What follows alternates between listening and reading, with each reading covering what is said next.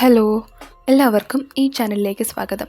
ഇന്ന് 2025 ഈ അടുത്തായി ഇറങ്ങിയ തമിഴ് സിനിമ കൂലിയുടെ കഥയാണ് കേൾക്കാൻ പോകുന്നത്. ലോകേഷ് കനകരാജ് സംവിധാനം ചെയ്ത ചിത്രത്തിൽ രജനീകാന്ത്, നാഗാർജുന, സൗബിൻ, ഉപേന്ദ്ര, ആമിർ ഖാൻ, ശ്രുതി ഹാസൻ തുടങ്ങി വമ്പൻ താരനിരയാണ് അഭിനയിച്ചിട്ടുള്ളത്.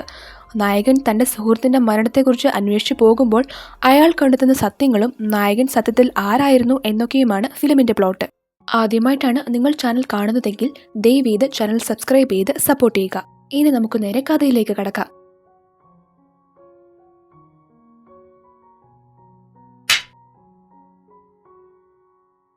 സിനിമ തുടങ്ങുന്നത് വിശാഖപട്ടണത്തെ പോർട്ട് കാണിച്ചുകൊണ്ടാണ്. ഈ പോർട്ട് കിങ് പിൻ ലോജിസ്റ്റിക്സ് എന്ന് പറഞ്ഞ ഒരു കമ്പനിയുടെ കൺട്രോളിലാണ്. സൈമൺ എന്നയാളാണ് അതിൻ്റെ നടത്തിപ്പുകാരൻ. സൈമൺ ഈ പോർട്ട് ഗവൺമെൻറ്റിൻ്റെ കയ്യിൽ നിന്ന് 99 വർഷത്തേക്ക് ലീസിനെടുത്തിരിക്കുകയാണ്. അതുകൊണ്ട് 99 വർഷത്തേക്ക് സൈമണാണ് ഈ പോർട്ടിൻ്റെ ഉടമ എന്ന് നമുക്ക് പറയാം. സൈമൺ എന്ന കഥാപാത്രത്തെ അവതരിപ്പിച്ചിരിക്കുന്നത് നാഗാർജുനയാണ്. ഈ കമ്പനിയിൽ 14,000-ഓളം സ്റ്റാഫ്സ് ഉണ്ട്. എല്ലാവരും കർശനമായി സെക്യൂരിറ്റി ചെക്കൊക്കെ കഴിഞ്ഞ് ജോലിക്ക് എടുക്കുകയുള്ളൂ. കാരണം ഈ കമ്പനിയുടെ മറവിൽ സൈമൺ സ്വർണത്തിൻ്റെയും ഇലക്ട്രോണിക്സിൻ്റെയും ഒക്കെ ഇമ്പോർട്ടും എക്സ്പോർട്ടുമാണ് നടത്തുന്നത്. അതിൽ മെയിനായിട്ട് ലക്ഷറി വാച്ചുകളുടെ കള്ളക്കടത്താണുള്ളത്. ഈ കാര്യങ്ങളൊക്കെ ഒരു പോലീസുകാരൻ തൻ്റെ ഒപ്പമുള്ള ബാക്കി ഓഫീസേഴ്സിനോട് പറയുകയാണ്. പളനിസ്വാമി എന്നാണ് അയാളുടെ പേര്. പളനിസ്വാമി കഴിഞ്ഞ 1.5 വർഷമായിട്ട് ആ കമ്പനിയിലെ ഒരു ഇൻഫോർമറായിട്ട് സൈമൺ ഒന്നും അറിയാതെ ജോലി നോക്കുകയായിരുന്നു. പളനിസ്വാമി എന്നിട്ട് പറയും, അവിടെ ജോലിക്ക് വരുന്നവരുടെ ഹെൽത്ത് ചെക്കപ്പും ബ്ലഡ് ടെസ്റ്റും ഒക്കെ കഴിഞ്ഞ് പണിക്കെടുക്കുകയുള്ളൂ. അതെന്തിനാണെന്ന് ഇതുവരെ മനസ്സിലായിട്ടില്ല എന്ന്. തുടർന്ന് അദ്ദേഹം പറയും, അയ്യപ്പനാണ് അവിടെ ലോഡിങ്ങും അൺലോഡിങ്ങും അവിടുത്തെ പണമിടപാടും ഒക്കെ നോക്കുന്നത്. കാർത്തിയാണ് പോർട്ടിലെ ലേബേഴ്സിനെ എല്ലാം മാനേജ് ചെയ്യുന്നത്. ശരവണനാണ് ട്രാൻസ്പോർട്ടേഷനും മറ്റു വിഷയങ്ങളൊക്കെ ഹാൻഡിൽ ചെയ്യുന്നത് എന്ന്. അപ്പോൾ പളനിസ്വാമിയോട് ഒരു പോലീസ് ഓഫീസർ പറയും, ഞങ്ങൾ 8 വർഷം മുന്നേ ഒരു കോൺസ്റ്റബിളിനെ ഇൻഫോർമറായിട്ട് അങ്ങോട്ടേക്ക് വിട്ടിരുന്നു. 1 വർഷത്തോളം കറക്റ്റായിട്ട് ഇൻഫോർമേഷൻസ് ഒക്കെ കിട്ടി. പക്ഷേ അത് കഴിഞ്ഞ് ഒരു വിവരവുമില്ല. ആ ഇൻവെസ്റ്റിഗേഷൻ ടീമിനെയും ഞങ്ങൾ പിരിച്ചുവിട്ടു. അതുകൊണ്ട് ആ ഓഫീസറിനെ അതും കണ്ടുപിടിക്കുക, അപ്പോൾ എല്ലാ ഡീറ്റെയിൽസും കിട്ടുമെന്ന്. പളനിസ്വാമി അപ്പോൾ പറയും, സാർ, അവിടെ ദയാൽ എന്നൊരാളുണ്ട്. നിങ്ങൾ പറഞ്ഞതൊക്കെ നേരാണെങ്കിൽ ഇന്ന് ആ കോൺസ്റ്റബിൾ ജീവനോടെ ഉണ്ടാകാൻ ഒരു സാധ്യതയുമില്ല. ദയാൽ അയാളെ കണ്ടുപിടിച്ച് എപ്പോഴേ കൊന്നുകളഞ്ഞു കാണുമെന്ന്. സൈമൺ കഴിഞ്ഞാൽ ആ എൻറ്റയർ പോർട്ട് കൺട്രോൾ ചെയ്യുന്നത് ഈ ദയാലാണ്. നമ്മുടെ സൗബിനാണ് ഈ കഥാപാത്രത്തെ അവതരിപ്പിച്ചിരിക്കുന്നത്. ബിസിനസ് ആരെങ്കിലും തടസ്സമായിട്ട് വരികയാണെങ്കിൽ ദയാൽ ഒന്നും നോക്കാതെ അവരെല്ലാം കൊന്നുകളയും. മരിച്ചവരുടെ ബോഡി പോലും കിട്ടില്ല. 1.5 വർഷം മാത്രം അവിടെ ഇൻഫോർമറായി നിന്നിട്ട് എനിക്കെല്ലാം മതിയായി. അപ്പോൾ 8 വർഷമായി ഒരാൾക്ക് എങ്ങനെ അവിടെ ഉണ്ടാകാൻ കഴിയുമെന്ന് പളനിസ്വാമി ചോദിക്കും. തനിക്ക് സൈമണിനെക്കുറിച്ച് അധികം ഇൻഫർമേഷൻ ഒന്നും കളക്ട് ചെയ്യാൻ പറ്റിയില്ല.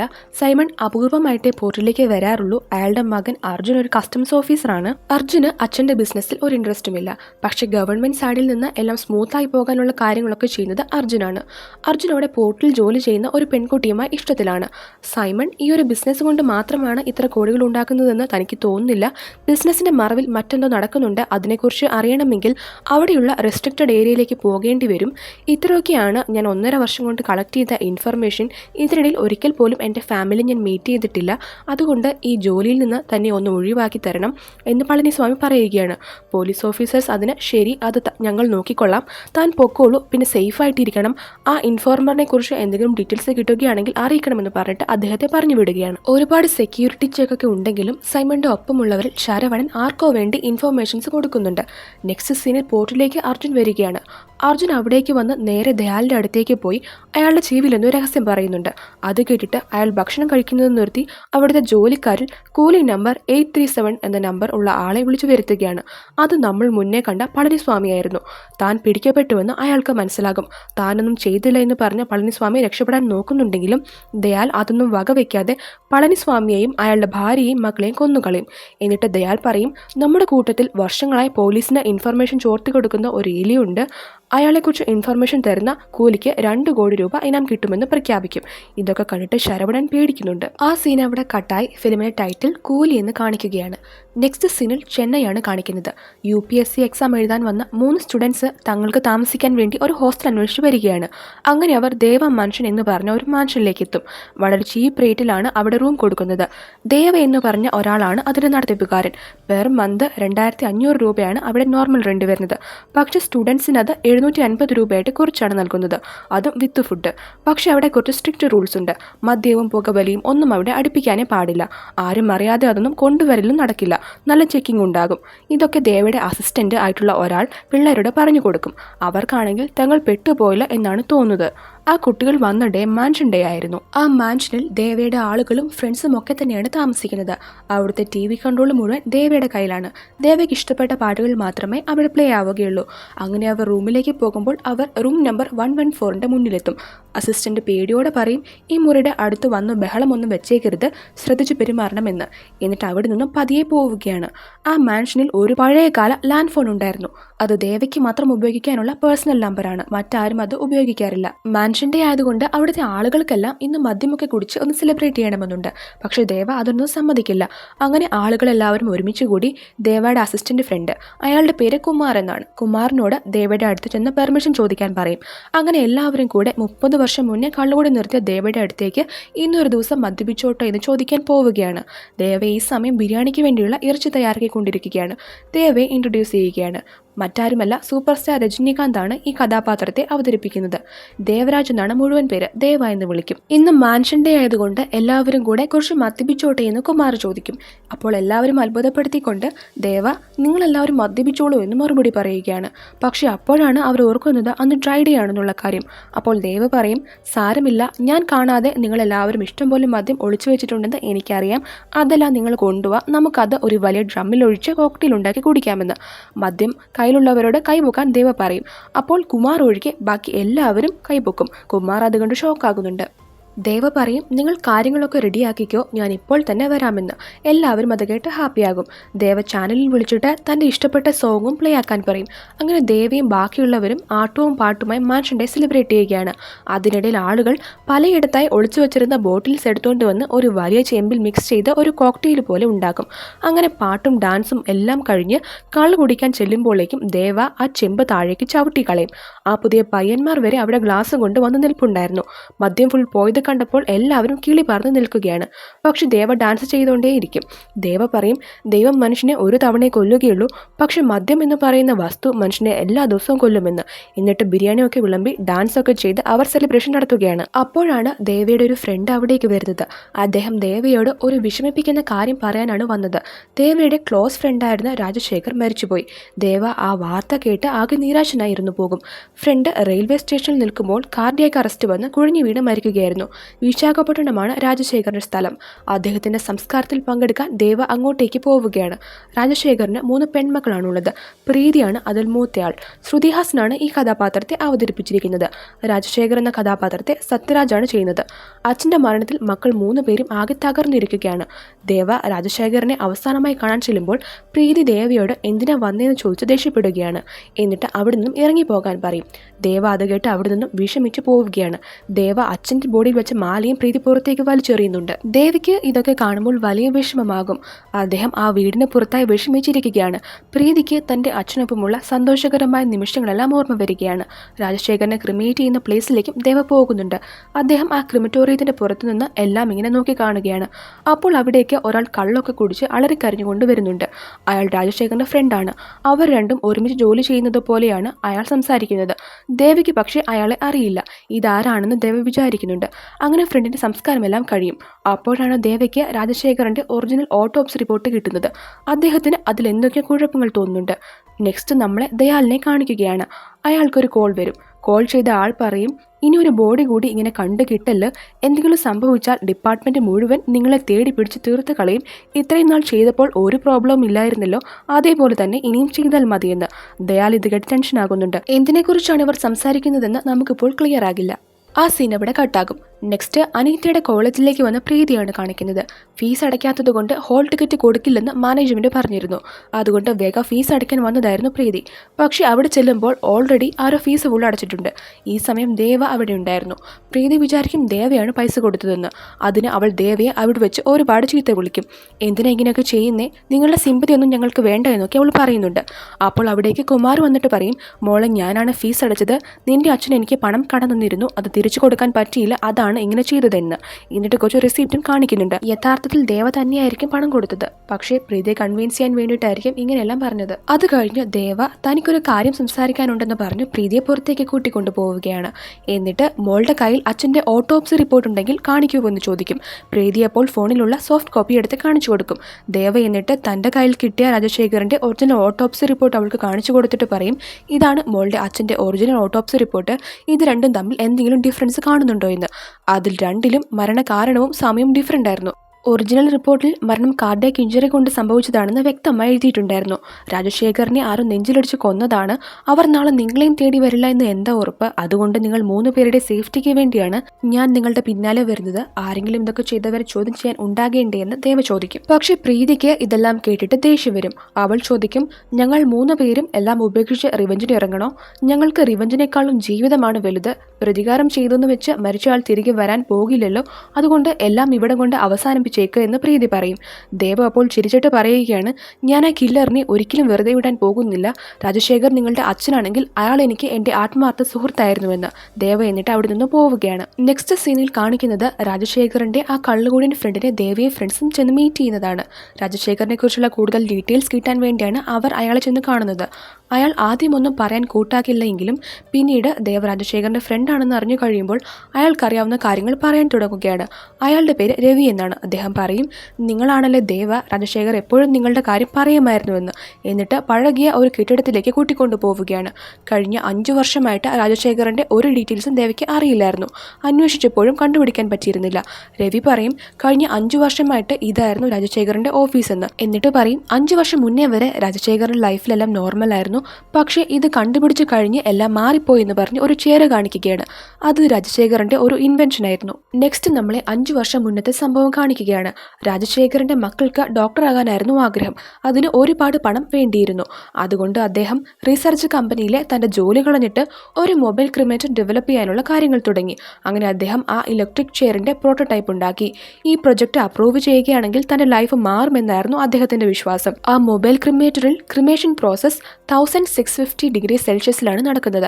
അപ്പോൾ ഫ്ലഷ് എല്ലാം വേപ്പറൈസ് ആയിട്ട് ബോൺസ് മാത്രമേ ചാരമായി ഉണ്ടാവുകയുള്ളൂ.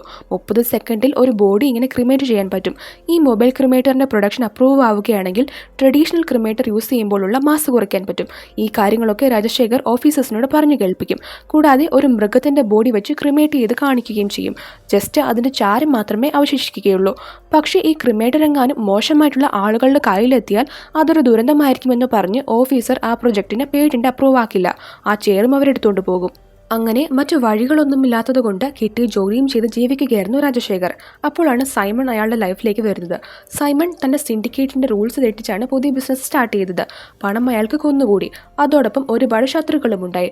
ഓപ്പോസിറ്റ് ടീമിന് സൈമണിൻ്റെ സീക്രട്ട് എന്താണെന്ന് കണ്ടുപിടിക്കാൻ പറ്റാത്തതുകൊണ്ട് അയാളെ തന്നെ കൊന്നുകളയാൻ അവർ തീരുമാനിക്കും.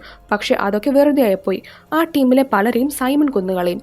നമ്മുടെ മലയാളം ആക്ടർ ബാബുരാജാണ് ഓപ്പോസിറ്റ് ടീമിലെ മെയിൻ ആള്. 2 ടീമും തമ്മിൽ അറ്റാക്ക് നടക്കുമ്പോൾ സൈമണ് നല്ല പരിക്കേൽക്കുന്നുണ്ട്. അപ്പോൾ സൈമണെ രക്ഷിക്കുന്നത് ദയാലാണ്. സൈമണിന് കിട്ടേണ്ട ഒരു കുത്തും ദയാൽ ഏറ്റുവാങ്ങും. അങ്ങനെ സ്വന്തം ജീവൻ നോക്കാതെ സൈമണെ രക്ഷിച്ചതുകൊണ്ടാണ് ദയാൽ സൈമണിന്റെ വിശ്വാസം പിടിച്ചുപറ്റി അയാളുടെ വലം കൈയായി മാറിയത്.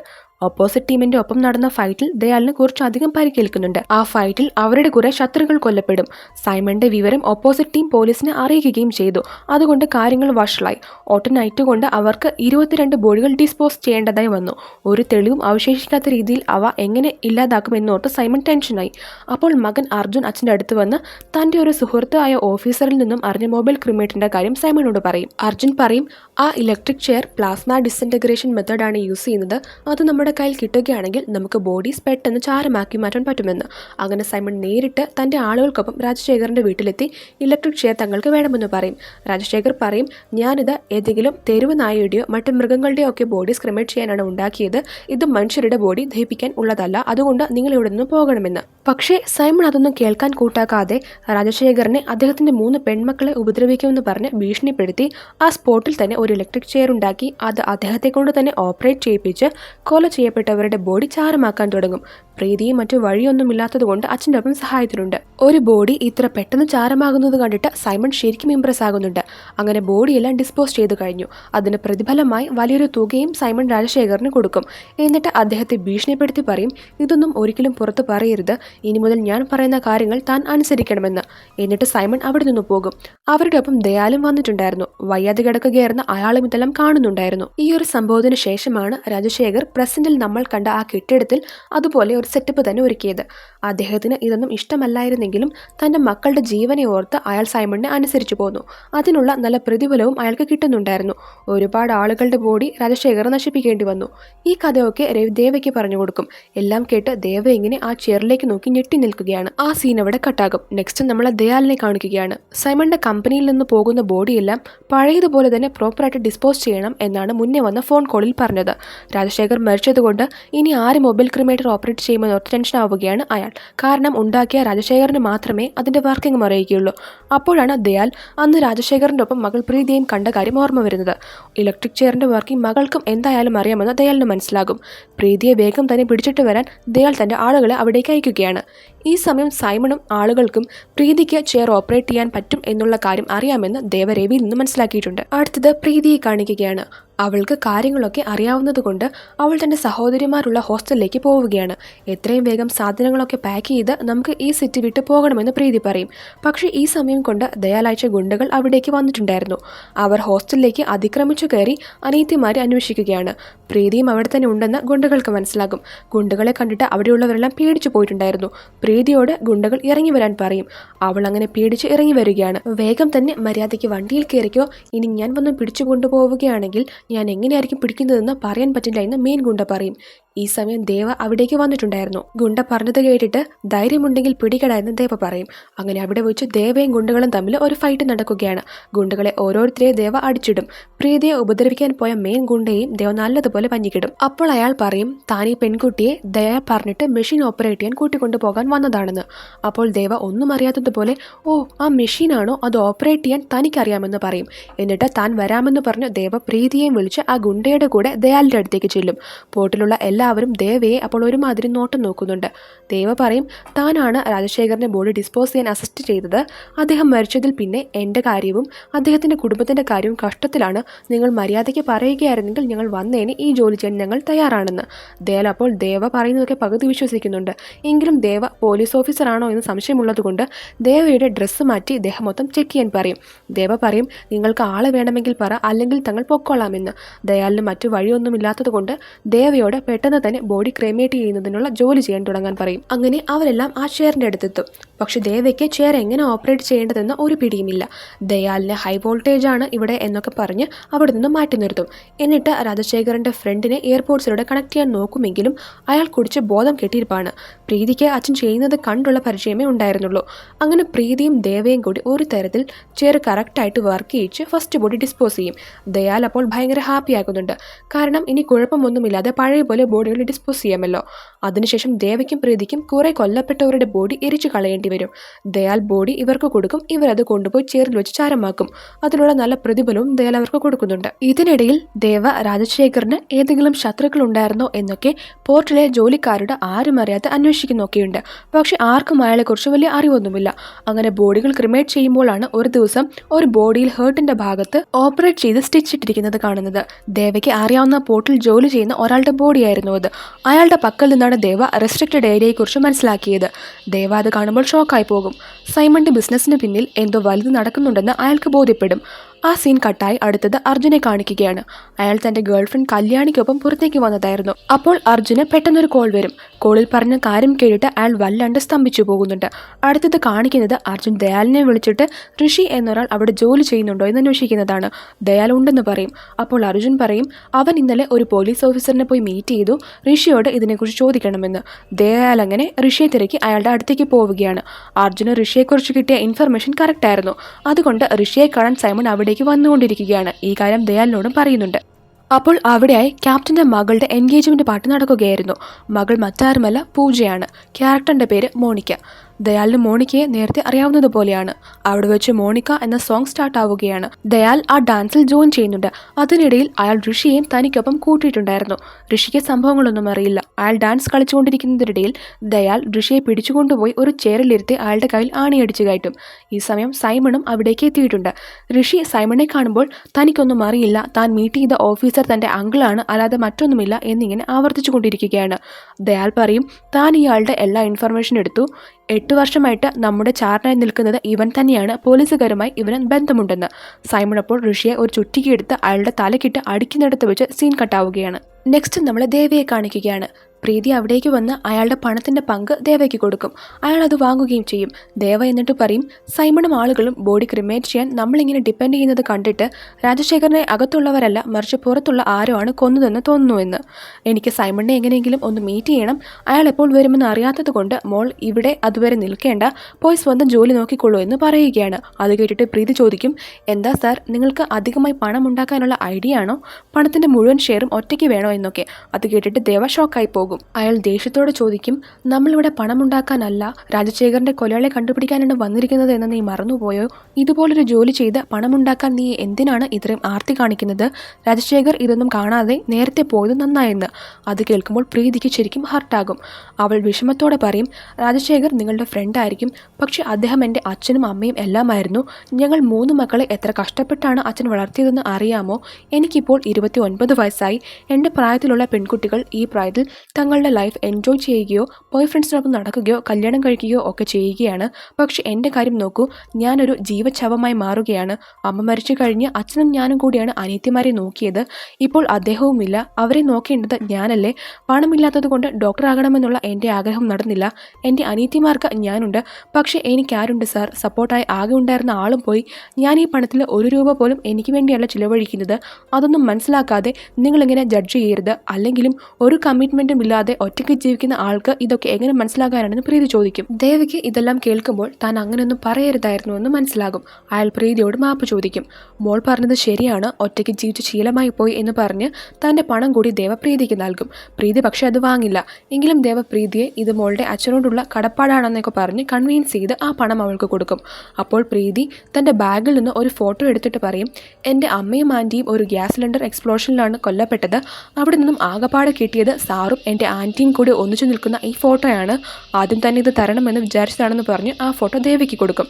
ദേവ ആ ഫോട്ടോ കണ്ട് ഒരുപാട് ഇമോഷണൽ ആകുന്നുണ്ട്. രാജശേഖരൻ്റെ സഹോദരിയാണ് ദേവവിവാഹം ചെയ്തത്.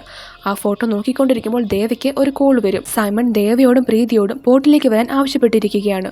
അതനുസരിച്ച് 2 പേരും കൂടി അങ്ങോട്ടേക്ക് ചെല്ലും. ദേവ അങ്ങനെ ആദ്യമായി സൈമണിനെ മീറ്റ് ചെയ്യുകയാണ്. സൈമൺ ദേവയെ കാണുമ്പോൾ ദേവയെ മുന്നേ ഇവിടെ കണ്ടതുപോലെ തോന്നുന്നുണ്ടല്ലോ എന്ന് പറയുന്നുണ്ട്. 2 ബോഡി ഡിസ്പോസ് ചെയ്യാനാണ് സൈമൺ ദേവയെ വിളിച്ചു വരുത്തിയിരിക്കുന്നത്. ഡിസ്പോസ് ചെയ്യാനുള്ള ബോഡികളിൽ ഒരു ബോഡി കാണുമ്പോൾ ദേവൻ ഞെട്ടിപ്പോകും. അത് ദയാലിൻ്റേതായിരുന്നു. ദയാലിനെ സൈമൺ കൊന്നുകളഞ്ഞു. എന്താണ് സംഭവമെന്ന് വെച്ചാൽ ഋഷി അല്ലായിരുന്നു ചാരൻ, അത് ഈ ദയാലായിരുന്നു. 8 വർഷം മുന്നേ പോലീസ് ഇൻഫോർമറായിട്ട് വന്ന ആ കോൺസ്റ്റബിൾ ഈ ദയാലായിരുന്നു. ഇതെല്ലാം അറിഞ്ഞിട്ടാണ് സൈമൺ അങ്ങനെ ഒരു നാടകം കളിച്ച് ദയാലിനെ ചുറ്റിയെ കടിച്ച് കൊന്നുകളഞ്ഞത്. പോലീസ് അംഗങ്ങളുമായിട്ട് ബന്ധമുണ്ടായിരുന്നത് കൊണ്ട് ഋഷിയെയും സൈമൺ കൊന്നിട്ടുണ്ടായിരുന്നു. സൈമൺ ദേവയോട് പറയും ദയാലിന്റെ ബോഡി മാത്രം കമ്മീഷണർ ഓഫീസിന്റെ പിന്നിലുള്ള മിലിറ്ററി ഗ്രേവ് യാർഡിൽ കുഴിച്ചിടണം. പോലീസുകാർക്ക് എന്നോട് കളിച്ചാൽ എന്താകുമെന്ന് മനസ്സിലാകണമെന്ന്. അങ്ങനെ ദേവയും പ്രീതിയും ഋഷിയുടെയും ദയാലിന്റെയും ബോഡി ഡിസ്പോസ് ചെയ്യാൻ കൊണ്ടുപോവുകയാണ്. ദയാലിന്റെ ബോഡി എന്തുകൊണ്ടാണ് തങ്ങളോട് തന്നെ അവിടെ കൊണ്ടുപോയി കുഴിച്ചിടാൻ പറഞ്ഞതെന്ന് അവർ 2 പേരും വിചാരിക്കുന്നുണ്ട്. കുഴിച്ചിടാനാണെങ്കിൽ ആർക്ക് വേണമെങ്കിലും പറ്റുമല്ലോ.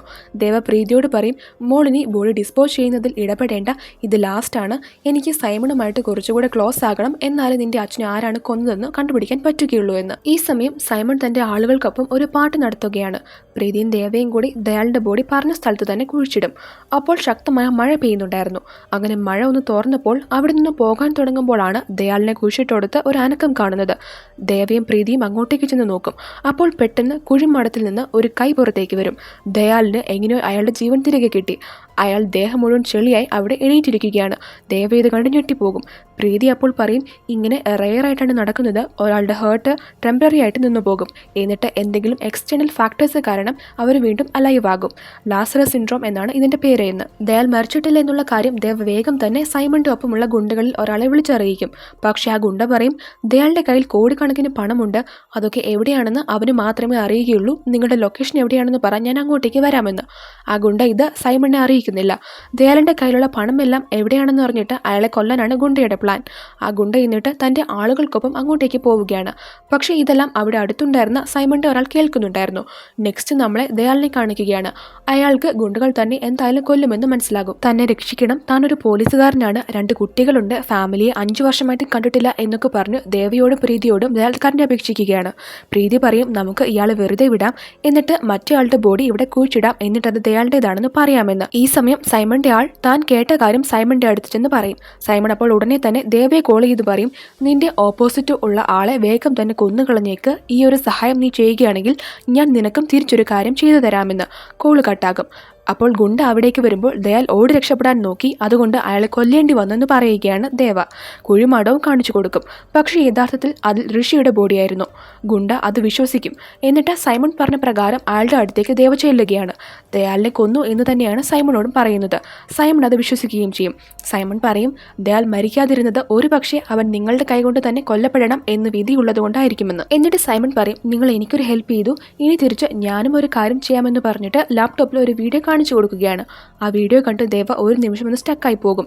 വീഡിയോയിൽ ദേവ ഇപ്പോൾ രക്ഷിച്ച ദയാൽ ദേവയുടെ ഉറ്റ സുഹൃത്തായ രാജശേഖറിനെ അയാളുടെ നെഞ്ചിൽ ഇടിച്ചിടിച്ച് കൊല്ലുന്നതാണുള്ളത്. മരിക്കുന്നതിന് മുന്നേ രാജശേഖർ ദയാളുടെ ചെവിയിൽ എന്തോ പറയുന്നുമുണ്ട്. വീഡിയോ കണ്ട ദേവ വല്ലാണ്ടായി പോകും. കാരണം കുറച്ച് മുന്നെയാണ് അയാൾ ദയാലിനെ സേഫായിട്ട് ട്രെയിനിൽ കയറ്റി വിട്ടത്. പോരാത്തതിന് ദയാൽ എന്തെങ്കിലും ചെക്കിംഗ് ഒക്കെ ഉണ്ടെങ്കിൽ അത് തനിക്ക് നല്ലതായിരിക്കില്ല, അതുകൊണ്ട് നിങ്ങളിൽ ആരെങ്കിലും എൻ്റെ ഒപ്പം ഒന്ന് വരാമെന്ന് ചോദിച്ചിരുന്നു. പ്രീതിയാണ് അപ്പോൾ താൻ കൂടെ പൊക്കോളാം എന്ന് പറഞ്ഞ് ദയാളുടെ ഒപ്പം പോയിട്ടുള്ളത്. അതായത് സ്വന്തം അച്ഛനെ കൊന്ന ആളുടെ കൂടെയാണ് പ്രീതി ഇപ്പോൾ ഉള്ളത്. ദേവ ആകെപ്പാട് പേടിച്ചു പോകും. സൈമണ് ആദ്യം തന്നെ ദേവ രാജശേഖരന്റെ അസിസ്റ്റന്റ് അല്ല, മറിച്ച് അയാളുടെ ഫ്രണ്ടാണെന്നും അയാളുടെ കൊലയാളെ കണ്ടുപിടിക്കാൻ വന്നതാണെന്നും ഒക്കെ അറിയാമായിരുന്നു. സൈമൺ ചോദിക്കും, നീ കൊന്നത് കറക്റ്റ് ആളെ തന്നെയാണെന്ന് മനസ്സിലായില്ലേ എന്ന്. ദേവ ആണെങ്കിൽ എന്തു ചെയ്യണമെന്നറിയാതെ ഇരിക്കുകയാണ്. അപ്പോൾ ദേവ അവിടെയുള്ള എല്ലാവരോടുമായി രാജശേഖർ മരിക്കുന്നതിന് മുന്നേ ദയാലിന്റെ ചെവിയിൽ പറഞ്ഞ കാര്യം ആർക്കെങ്കിലും അറിയാമോ എന്ന് ചോദിക്കും. ആർക്കും ഒന്നും അറിയില്ല. സൈമൺ അപ്പോൾ ദേവയ്ക്ക് ഒരു സ്പെഷ്യൽ ഡ്രിങ്ക് എടുക്കാൻ പോയിരിക്കുകയായിരുന്നു. അപ്പോൾ ദേവയ്ക്ക് ദയാലിന്റെ കോൾ വരും. ദയാൽ അട്ടഹസിച്ചുകൊണ്ടാണ് സംസാരിക്കുന്നത്. അയാൾ ട്രെയിനിന്റെ ലോക്കോ പൈലറ്റിനെ കൊന്നിട്ട് പ്രീതിക്കൊപ്പം ആ ക്യാബിനിൽ കയറിയിരിക്കുകയാണ്. ദയാൽ ഓരോന്ന് പറയാൻ തുടങ്ങും. ദേവദേശത്തോട് ചോദിക്കും, രാജശേഖർ എന്താണ് ലാസ്റ്റ് നിന്നോട് പറഞ്ഞത് എന്ന്. അപ്പോൾ ദയാൽ പറയും, താൻ അയാളുമായി ഇങ്ങനെ ഫ്രണ്ട്സായേ, താൻ കള്ളൊന്നും കുടിക്കില്ലല്ലോ, പക്ഷെ അയാൾ ലാസ്റ്റായിട്ട് പറഞ്ഞത് പവർ ഹൗസ് എന്നാണെന്ന്. അപ്പോൾ നമ്മളെ 30 വർഷങ്ങൾക്ക് മുന്നേ ഉള്ള ഒരു ഫ്ലാഷ് ബാക്ക് കാണിക്കുകയാണ്. യുവാവായ ദേവയെയും രാജശേഖരനെയുമാണ് കാണിക്കുന്നത്. ദേവ അന്നൊരു കൂലിയായിരുന്നു. യൂണിയനിലൊക്കെ ഭയങ്കര ആക്റ്റീവായിരുന്നു. പോരാത്തതിന് എപ്പോഴും മദ്യപിക്കുകയും ചെയ്യും. തൻ്റെ ഒപ്പമുള്ള ഏതെങ്കിലും തൊഴിലാളികൾക്ക് എന്തെങ്കിലും പ്രശ്നം വന്നാൽ ദേവ അതിലിടപെടും. ദേവ വിവാഹം ചെയ്തത് രാജശേഖറിന്റെ പെങ്ങളെയാണ്.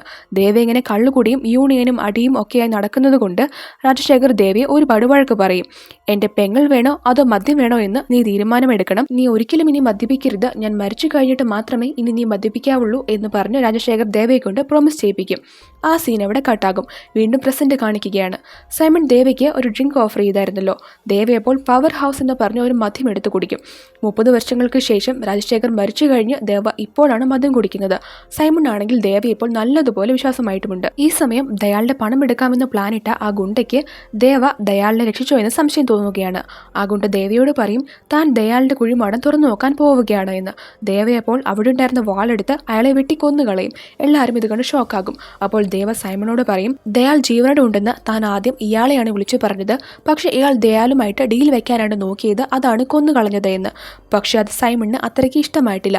ഈ ഗുണ്ടയുടെ കാര്യം സൈമണിന് ഓൾറെഡി അറിയാമായിരുന്നല്ലോ. ആ ഗുണ്ടയെ സൈമണിന് തന്നെ കൊല്ലണമെന്നായിരുന്നു ആഗ്രഹം. അങ്ങനെ അതെല്ലാം കഴിഞ്ഞ് നെക്സ്റ്റ് ദയാൽ ദേവയെ കോൾ ചെയ്യുകയാണ്. ദയാലിന്റെ സംസാരത്തിലൂടെ തൻ്റെ അച്ഛനെ കൊന്നത് ദയാൽ തന്നെയാണെന്ന് അടുത്തിരിക്കുന്ന പ്രീതിക്ക് മനസ്സിലാകും. അവൾ അപ്പോൾ ആകെപ്പാടെ തകർന്നു പോകും. ദേവയോട് തനിക്ക് കുറച്ച് കാര്യങ്ങൾ ചെയ്തു തീർക്കാനുണ്ടെന്ന് ദയാൽ അർത്ഥം വെച്ച് പറയും. ദേവ ഇത് കേട്ടിട്ട് നമുക്കെല്ലാം ചെയ്തു തീർക്കാമെന്ന് ചിരിച്ചുകൊണ്ട് പറയുന്നുണ്ട്. ആ സീൻ അവിടെ കട്ടാകും. നെക്സ്റ്റ് നമ്മളെ രാജശേഖറിനെ ദയാൽ എന്തിനാണ് കൊന്നതെന്ന് കാണിക്കുകയാണ്. ദയാലിനെ കുറിച്ചുള്ള എല്ലാ ഡീറ്റെയിൽസും രാജശേഖർ മനസ്സിലാക്കിയിട്ടുണ്ടായിരുന്നു.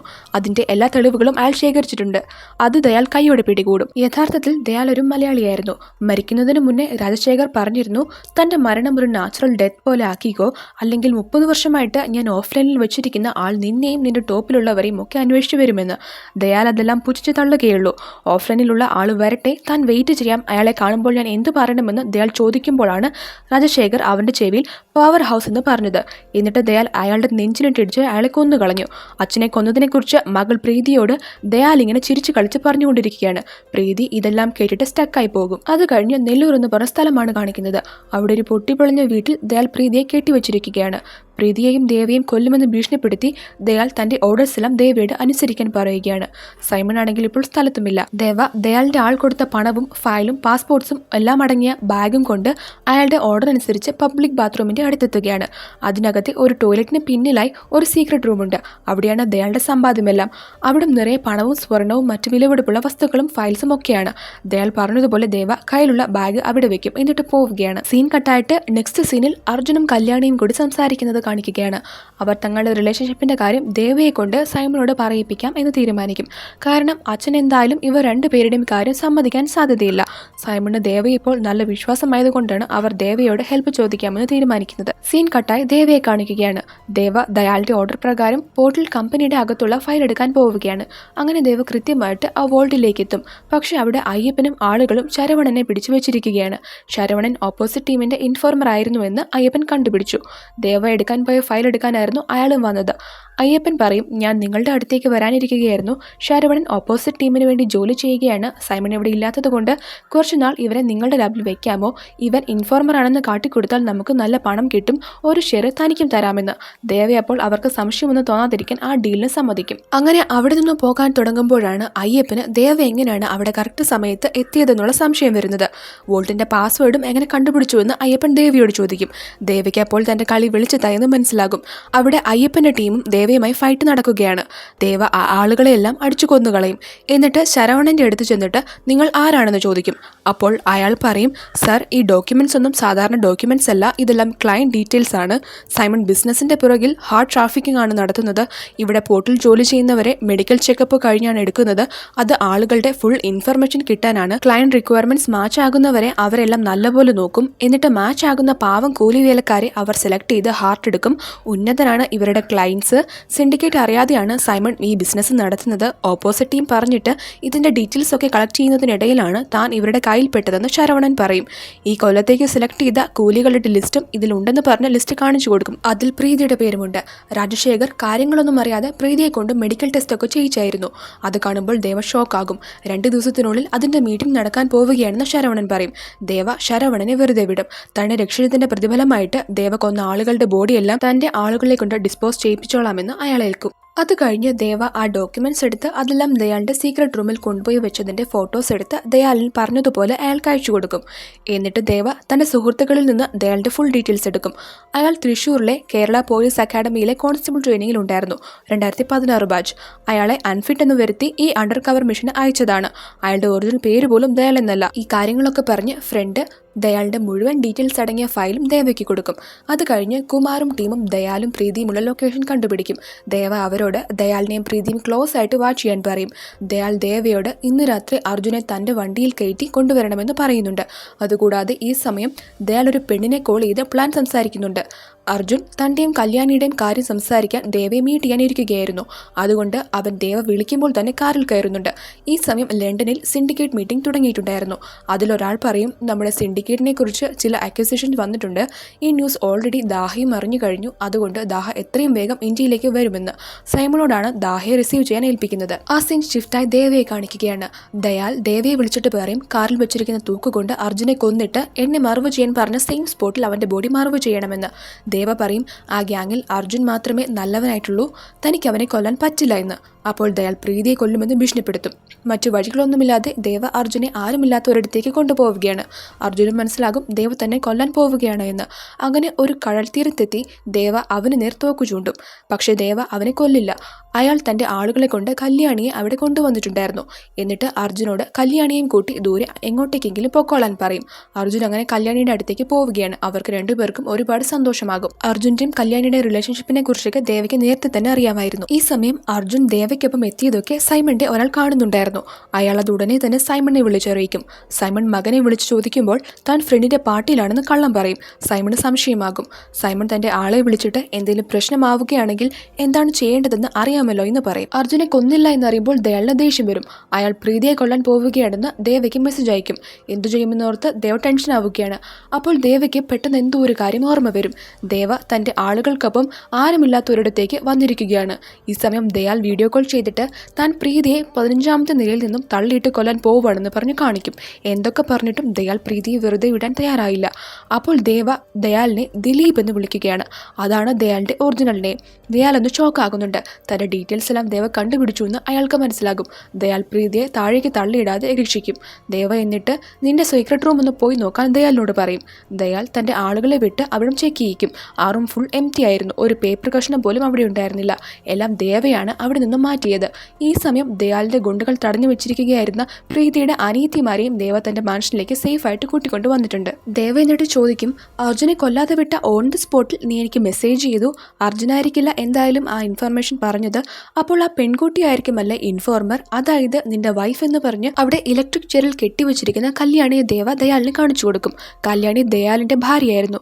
അവൾ അയാളുടെ സ്പൈ ആയിട്ട് ജോലി ചെയ്യുകയായിരുന്നു. അത് കാണുമ്പോൾ ദയാൽ പെട്ടെന്ന് ടെൻഷനായി പോകും. ദേവ പറയും പ്രീതിയെ വിട്ടില്ലെങ്കിൽ കല്യാണിയെ ചെയറിൽ വെച്ച് ചാരമാക്കുമെന്ന്.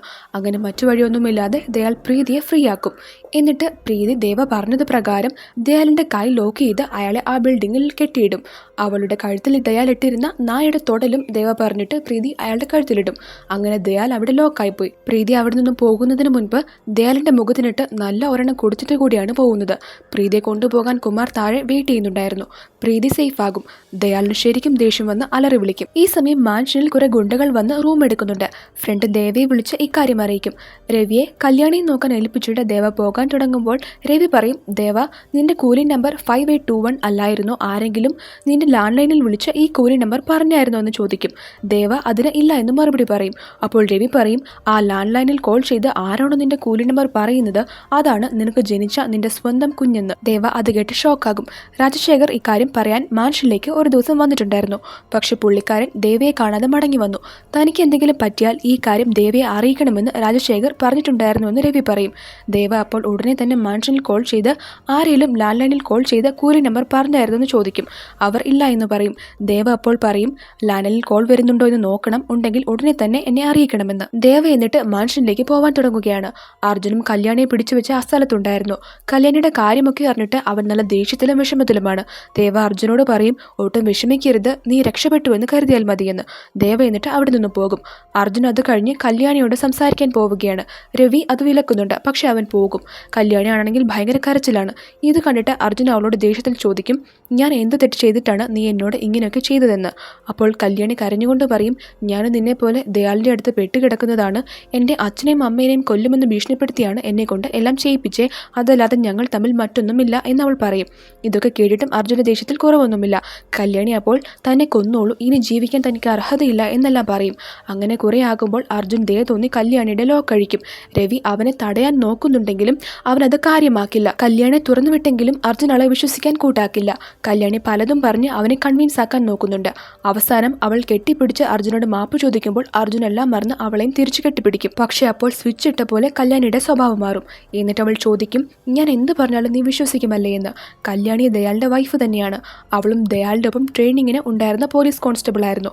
അവളും ദയാലും ഒന്നിച്ചാണ് ഈ ചതിയെല്ലാം ചെയ്യുന്നത്. കല്യാണി എന്നിട്ട് അർജുനെ തല്ലി അവന്റെ തലക്കടിച്ചു ബോധം കെടുത്തും. അവിടെ ഉണ്ടായിരുന്ന ഒരു ഗുണ്ടയുടെ വയറ്റിൽ കമ്പി കുത്തി അയാളെ കൊന്നുകളയും. ദേവയെ കോൾ ചെയ്യാൻ നോക്കിയ രവിയെ അവൾ ആ ഇലക്ട്രിക് ചെയറിൽ കെട്ടിവെച്ച് അത് ഓണാക്കി ചാരമാക്കി കളയും.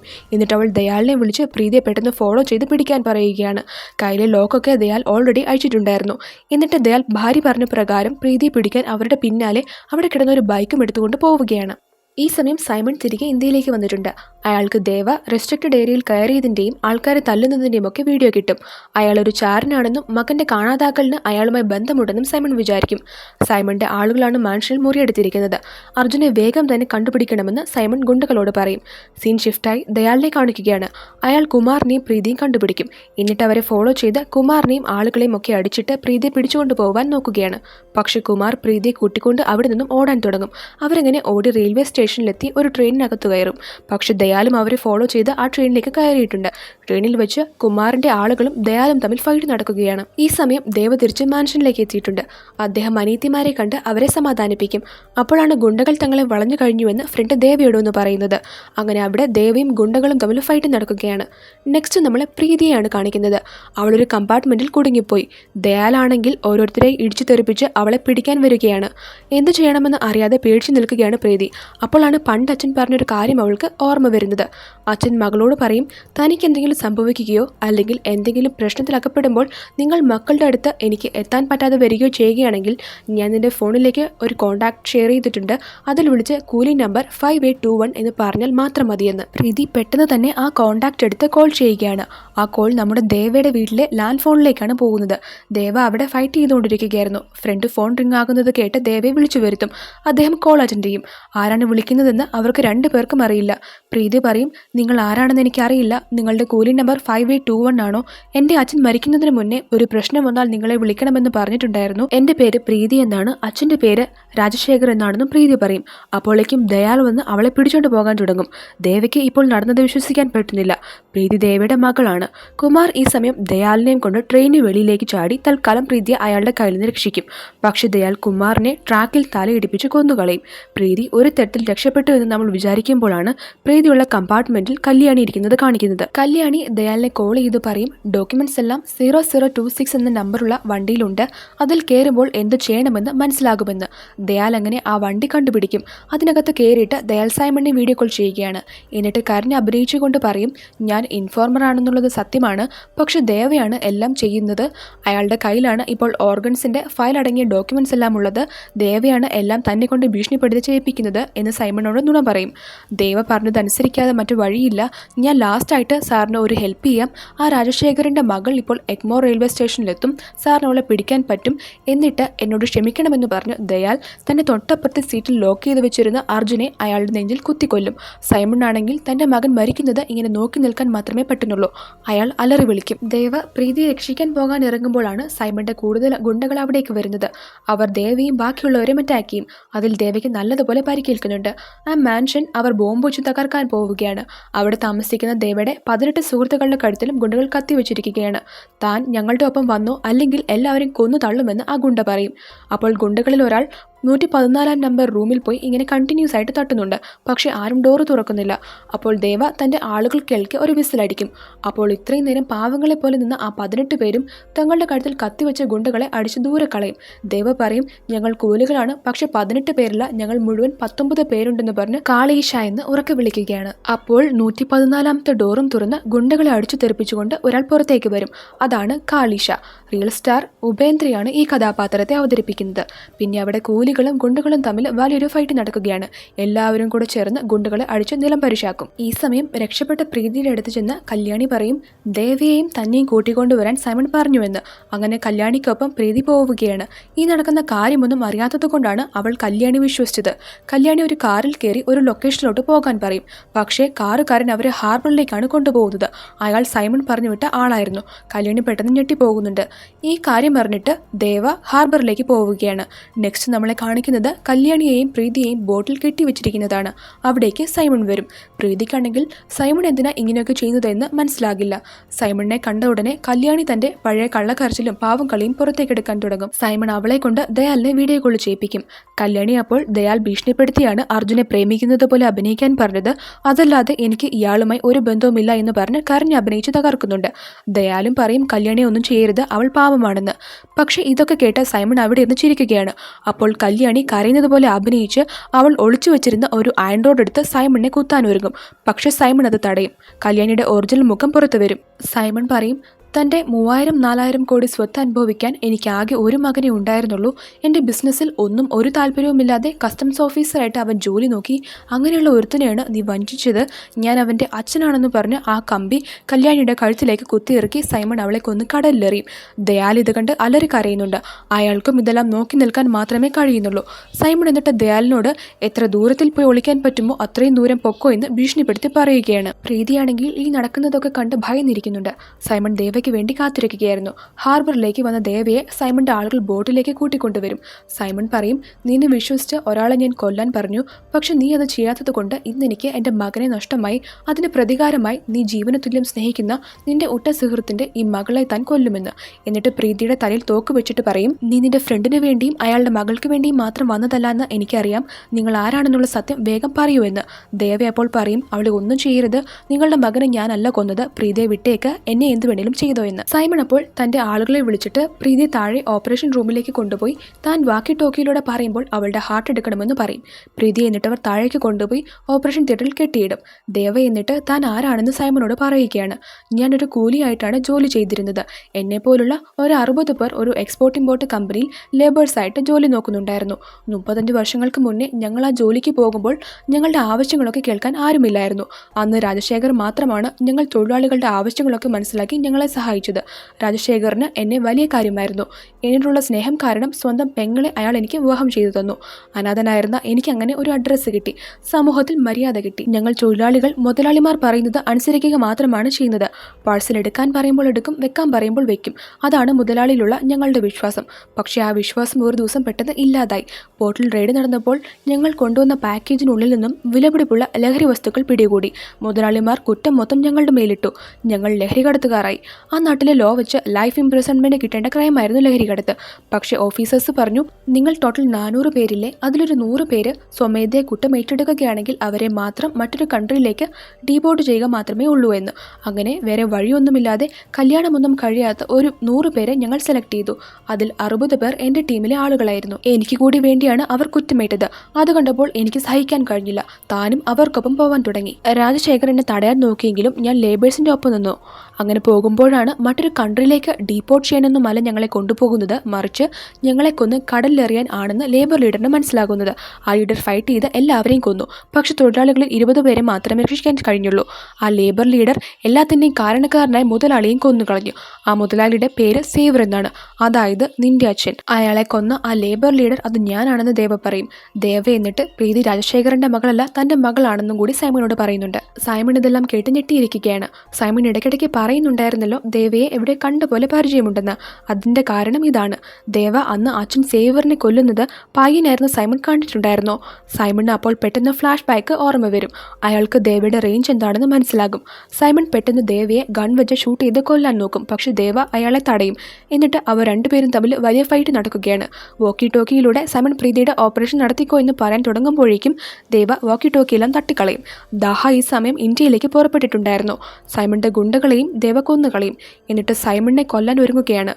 അപ്പോൾ സൈമൺ പറയും, എന്നെ നീ ഇപ്പോൾ കൊന്നാൽ നിന്നെ എന്നെക്കാട്ടിലും മോശം ഒരുത്തൻ തേടി വരുമെന്ന്. ദാഹയുടെ കാര്യമാണ് ഉദ്ദേശിച്ചത്. ദേവ പറയും, അയാൾ വരട്ടെ, ഞാനത് നോക്കിക്കൊള്ളാമെന്ന്. ദേവ എന്നിട്ട് സൈമൺ ബിസിനസ്സിന് വേണ്ടി കൊണ്ടുവന്ന ലക്ഷറി വാച്ചുകൾ കൊണ്ട് ഒരു കയറ് പോലെ ഉണ്ടാക്കിയിട്ട് സൈമണിനെ അതുകൊണ്ട് കഴുത്ത് മുറുക്കി കൊല്ലാൻ ഒരുങ്ങുകയാണ്. അപ്പോഴാണ് സൈമണ് ദാഹ അവിടേക്ക് വരികയാണെന്നുള്ള മെസ്സേജ് കിട്ടുന്നത്. സൈമൺ അത് കേട്ടിട്ട് ദേവയെ നോക്കി ചിരിക്കുകയാണ്. അയാൾ തന്റെ ആളുകളോട് പ്രീതിയെ കൊന്നുകളയാൻ പറയും. പക്ഷേ അവിടെ ഉണ്ടായിരുന്ന ആളുകളെല്ലാം കൊന്ന് കാളീഷ ഓൾറെഡി പ്രീതിയെ രക്ഷിച്ചിട്ടുണ്ടായിരുന്നു. അവിടേക്ക് ദേവയുടെ ഫ്രണ്ട്സായ ബാക്കി കൂലികളും എത്തിയിട്ടുണ്ട്. ദേവ എന്നിട്ട് ആ വാച്ചുകൾ കൊണ്ട് സൈമണിന്റെ കഴുത്ത് മുറുക്കി അയാളെ കൊല്ലും. എന്നിട്ട് ആ ബോട്ട് ബോംബ് വെച്ച് തകർത്തിട്ട് പ്രീതിയെയും കൂട്ടി ദേവയും കാളീഷയും ഫ്രണ്ട്സും കൂടി വരികയാണ്. ഈ സമയം ദാഹയുടെ ആളുകൾ അവിടേക്ക് എത്തിയിട്ടുണ്ട്. അവർ ദേവയെയും ഗ്യാങ്ങിനെയും ഗൺ പോയിന്റിൽ നിർത്തും. എന്നിട്ട് ദാഹയുടെ ഓർഡർ അനുസരിച്ച് അവരെ അയാളുടെ അടുത്തേക്ക് പിടിച്ചുകൊണ്ടു പോവുകയാണ്. സൈമൺ മരിച്ച വിവരമൊക്കെ ദാഹ അറിഞ്ഞിട്ടുണ്ട്.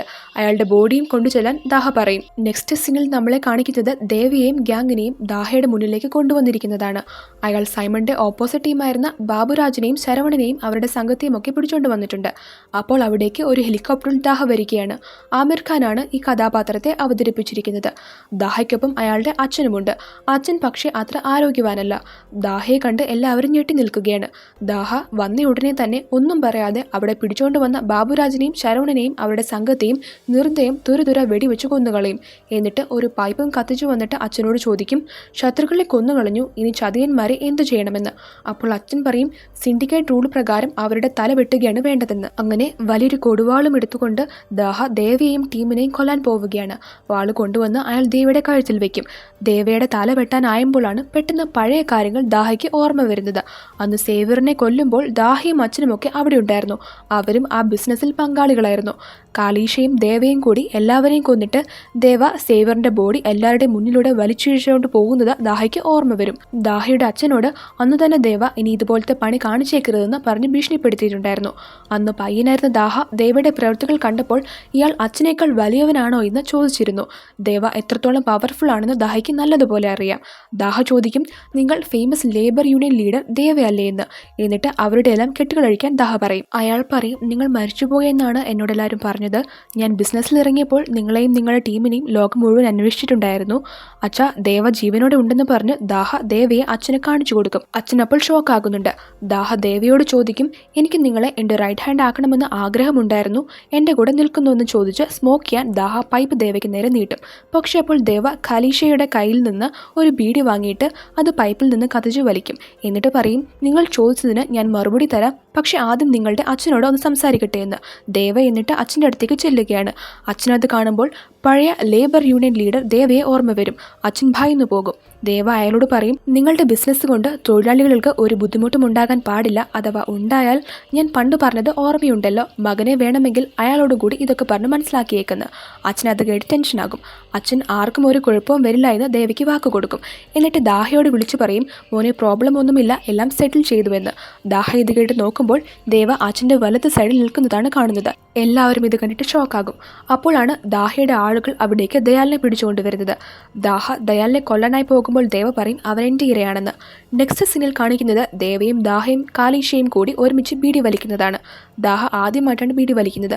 അയാൾക്കത് നന്നായിട്ട് ഇഷ്ടപ്പെടും. ദയാലിനെ കുഴിച്ചിടാൻ വേണ്ടി അവിടെ JCB കൊണ്ട് വലിയൊരു കുഴി എടുത്തു വെച്ചിട്ടുണ്ട്.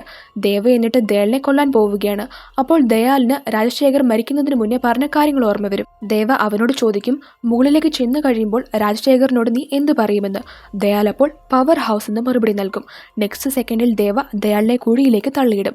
ഇത്തവണ ദയാൽ രക്ഷപ്പെടാതിരിക്കാൻ വലിയ കുഴി തന്നെയാണ് എടുത്തിരിക്കുന്നത്. എന്നിട്ട് ആ കുഴി മണ്ണിട്ട് മൂടും. കാളീഷ് ചെക്ക് ചെയ്ത് എല്ലാം ഓക്കെ ആണെന്ന് പറയും. അപ്പോൾ ദാഹ ദേവയോട് ചോദിക്കും, ഉട്ട സുഹൃത്തിന് വേണ്ടി റിവഞ്ച് എടുത്തിട്ട് നല്ല സന്തോഷം തോന്നുന്നുണ്ടല്ലേ എന്ന്. ദേവ അപ്പോൾ ചിരിച്ചുകൊണ്ട് അതേ എന്ന് മറുപടി നൽകും. ദാഹ അപ്പോൾ പറയും, പക്ഷേ എൻ്റെ സുഹൃത്തിൻ്റെ മരണത്തിൻ്റെ പ്രതികാരം ഇപ്പോഴും ബാക്കിയാണ്. ഞാൻ നിങ്ങളെ വെറുതെ വിട്ടത് എനിക്ക് ബിസിനസ് ഫസ്റ്റ് വരുന്നത് കൊണ്ടാണ്. നിങ്ങൾ എപ്പോഴാണ് എൻ്റെ ഒപ്പം ജോയിൻ ചെയ്യുന്നത്, തീരുമാനം പെട്ടെന്ന് അറിയിക്കണം, എന്നെ ഇന്ത്യയിലേക്ക് തിരിച്ചു വരുത്താൻ ഇടയാക്കല്ലേ എന്ന്. അപ്പോൾ ദേവ അത് കേട്ടിട്ട് ചിരിച്ചുകൊണ്ട് പറയും, എനിക്കും ഇത് തന്നെയാണ് പറയാനുള്ളത്. കൂലികൾക്ക് എന്തെങ്കിലും പറ്റിയാൽ ഞാൻ നിങ്ങളെ തേടി അങ്ങ് മെക്സിക്കോ വരെ വരുമെന്ന്. എന്നിട്ട് അവർ രണ്ടുപേരും അട്ടഹസിച്ചിരിക്കുകയാണ്. ആ സീൻ അങ്ങനെ അവിടെ കട്ടാകും. അങ്ങനെ അതെല്ലാം കഴിഞ്ഞ് പ്രശ്നങ്ങളൊക്കെ തീർത്ത് പ്രീതി തൻ്റെ അനിയത്തിമാർക്കൊപ്പം അബ്രോഡ് പോകാൻ നിൽക്കുന്നതാണ് കാണിക്കുന്നത്. യാത്ര പറയാൻ ദേവയും അവർക്കൊപ്പം എയർപോർട്ടിലേക്ക് വന്നിട്ടുണ്ട്. അങ്ങനെ യാത്ര പറയുന്നതിനിടയിൽ പ്രീതി ദേവയോട് നിങ്ങളുടെ കൂലി നമ്പർ എത്രയായിരുന്നു ചോദിക്കുന്നുണ്ട്. പക്ഷെ ദേവ അതിന് തെറ്റായിട്ട് 3348 എന്നാണ് പറയുന്നത്. അപ്പോൾ പ്രീതി കൂലി നമ്പർ 5821 ആരുടെയാണെന്ന് അറിയാമോ എന്ന് ചോദിക്കും. ദേവ തനിക്ക് അറിയില്ല എന്നാണ് മറുപടി നൽകുന്നത്. പ്രീതിക്ക് അത് കേട്ട് സങ്കടമാകുന്നുണ്ട്. അവൾക്ക് 5821 ആരാണെന്ന് അറിയണമെന്നുണ്ടായിരുന്നു. എന്നിട്ട് പ്രീതി പറയും, എൻ്റെ അച്ഛൻ പറഞ്ഞ കാര്യങ്ങളൊക്കെ കേട്ടിട്ടാണ് ഞാൻ സാറിനോട് ദേഷ്യത്തോടെ പെരുമാറിയത്. ഇപ്പോൾ അച്ഛനും സന്തോഷമായി കാണുമായിരിക്കുമെന്ന്. ദേവ പറയും, എന്തെങ്കിലും പ്രശ്നമുണ്ടെങ്കിൽ ഒന്ന് കോൾ ചെയ്താൽ മാത്രം മതി, താൻ എത്തിക്കൊള്ളാമെന്ന്. എന്നിട്ട് പ്രീതിയോട് യാത്ര പറഞ്ഞ് പോവാൻ തുടങ്ങുകയാണ്. പ്രീതിക്ക് ദേവയെ പിരിഞ്ഞതിൽ സങ്കടമുണ്ട്. അവൾ ദേവയെ വിളിച്ചോട്ട് ചോദിക്കും, ഞാൻ സാറിനെ അങ്കിൾ എന്ന് വിളിച്ചോട്ടെ എന്ന്. ദേവ ഇത് കേട്ട് ചിരിച്ചുകൊണ്ട് ഓക്കെ എന്ന് പറയും. പ്രീതിക്ക് അപ്പോൾ സന്തോഷമാകും. രണ്ടുപേരും അങ്ങനെ യാത്ര പറഞ്ഞ് പോവുകയാണ്. അവർക്ക് നല്ല വിഷമമുണ്ട്. ദേവയ്ക്ക് പ്രീതി തൻ്റെ മകളാണെന്ന് അവളോട് പറയാൻ പറ്റാത്തതിൻ്റെ വിഷമമാണ്. അപ്പോൾ ദേവ പോക്കറ്റിൽ നിന്ന് ഒരു ഫോട്ടോ എടുത്ത് നോക്കുന്നുണ്ട്.